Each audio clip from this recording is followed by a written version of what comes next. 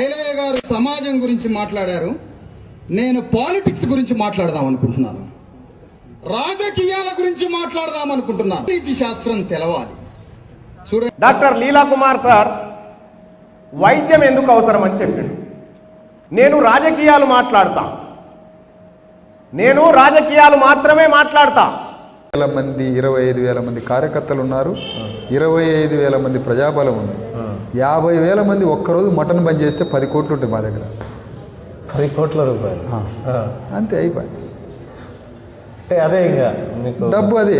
ఏదైనా మా ప్రజలు ఒక ఛాయ్ బంద్ చేస్తే చాలు లక్షల రూపాయలు వెళ్తాయి మా దగ్గర. సొంత కాళ్ళ మీద విషయం. అయితే సార్ ఒక క్వశ్చన్ సార్, మీకు ఒక్క రోజు మాంసం బంద్ చేస్తే మాదిగోళ్ళ దగ్గర 100 కోట్ల రూపాయలు ఉంటాయి. 100 కోట్లు. ఒక్క సాయంత్రం పూట మాదిగోళ్ళు ఛాయ్ తాగడం పక్కన పెడితే 5 కోట్ల రూపాయలు ఉంటాయి. 5 కోట్లు ఒక్క ఛాయ్ బంద్ చేస్తే. పాన్ పరాగులు బంద్ చేస్తే 10 కోట్ల రూపాయలు ఉంటాయి మన దగ్గర.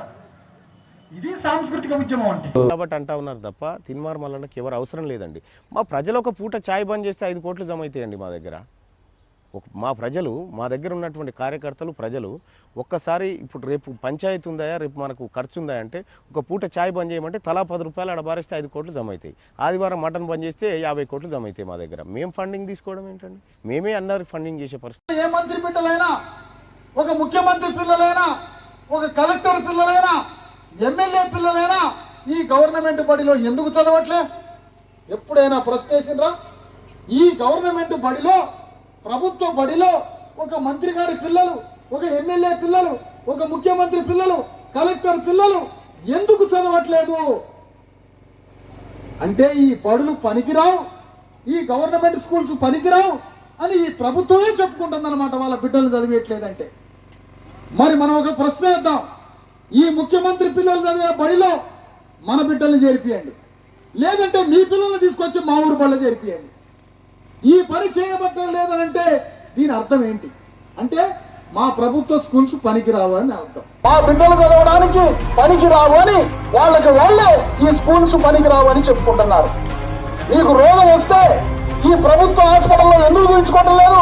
ఒక మంత్రులు, ఒక ఎమ్మెల్యేలు, మీ కుటుంబాలు, ఈ పాలక వర్గం ఒక ప్రభుత్వ ఆసుపత్రిలో ఎందుకు చూపించుకోవడం లేదు మీరు వైద్యం?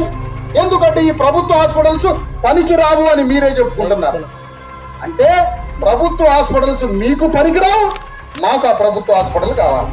మీకు ప్రభుత్వ స్కూల్లో మీకు పనికిరావు. చదువుతా ఉన్నాడు కేటీఆర్ కొడుకు ఆఫీసులో ఎందుకు చదువుతా ఉన్నాడు?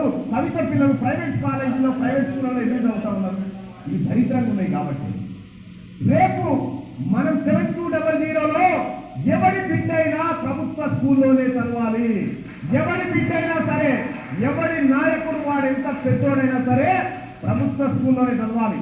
ఎంత పెద్ద దార్కారైనా సరే ప్రభుత్వ హాస్పిటల్కే పోవాలి. ప్రభుత్వ హాస్పిటల్ అందుబాటులోకి తీసుకొచ్చేటువంటి